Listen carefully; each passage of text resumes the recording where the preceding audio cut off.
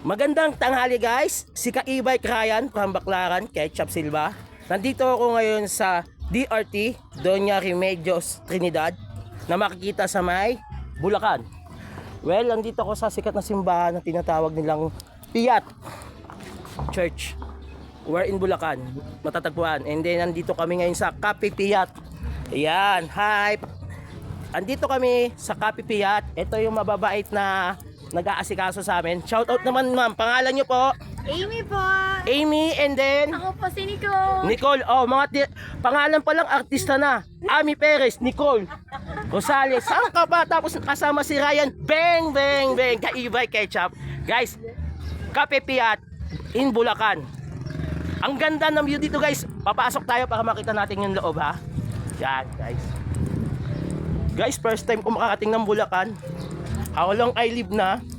And then this one is very maganda talaga. Promise, matutuwa ka sa place.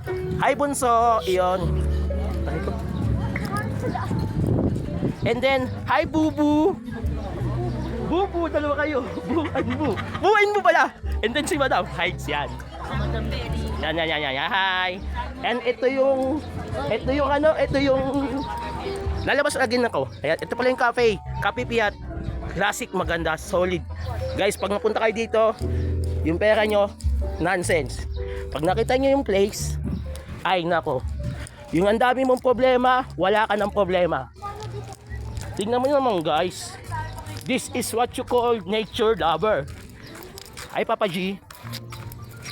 Papa G at my back. And then let's see yung kagandahan ng kapaligiran. Sabi nga nila, minsan ka lang mapunta dito, kaya sulitin mo na. Oh baby, what's up guys? What's up guys? Ka-e-bike. Ayan no. Ayan guys. Oh, si panganay, si Bunso, dalawang si my boo and Madam Hides yan. Piat Church. Where saan matatagpuan ulit? Doña Remedios Trinidad, Bulacan. Bye guys, see you later. Yung boss mo rinig ang dun. Shout out nga pala sa lahat ng mga followers. Bye guys, later ulit.